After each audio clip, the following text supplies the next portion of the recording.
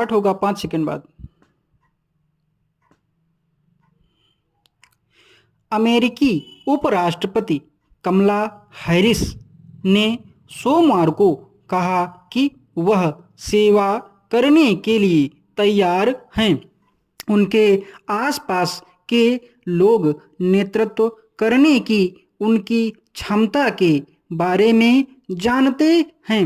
राष्ट्रपति Joe Biden की उम्र को लेकर उठ रहे सवालों और उनकी कमजोर याददाश्त के बारे में एक विशेष वकील की हालिया टिप्पणियों के बीच हैरिस का यह बयान सामने आया है।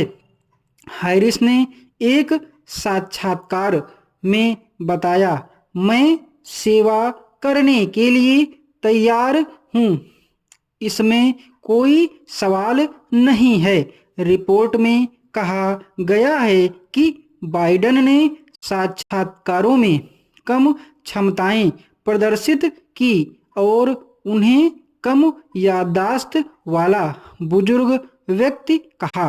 हैरिस ने कहा कि जो कोई भी उन्हें काम पर देखता है वह मेरी नेतृत्व करने की क्षमता से पूरी तरह परिचित होकर जाता है।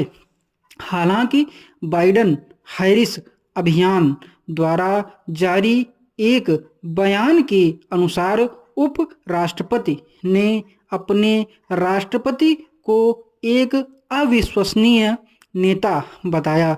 उन्होंने कहा, जिस तरह से उस रिपोर्ट में राष्ट्रपति के आचरण का वर्णन किया गया है उससे अधिक गलत नहीं हो सकता।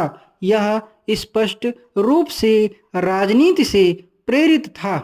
प्रधानमंत्री मोदी 2 दिवसीय यात्रा के तहत संयुक्त अरब अमीरात जाएंगे। यूएई के अलावा 14 और 15 फरवरी तक कतर की यात्रा पर भी रहेंगे। पीएम मोदी यात्रा पर रवाना होने से पहले सोशल मीडिया एक्स पर पोस्ट कर इसकी जानकारी दी कि वो 2 दिनों के यात्रा पर रवाना होने वाले हैं। पीएम मोदी ने एक्स पर पोस्ट किया कि मैं 13 से 14 फरवरी तक आधिकारिक यात्रा पर संयुक्त अरब अमीरात और 14-15 फरवरी तक कतर की यात्रा पर रहूंगा। 2014 के बाद से यह यूएई की मेरी 7वीं और कतर की दूसरी यात्रा होगी। सपेरा अब वृद्ध हो चला था। वह नाग को 1 वर्ष का वचन देकर घर लाया था, लेकिन 20 साल हो जाने के बाद भी उसने नाग को नहीं छोड़ा था, तो नाग ने उसे काट लिया और तथा उसकी बड़ी और मंझली बेटी को भी काट लिया।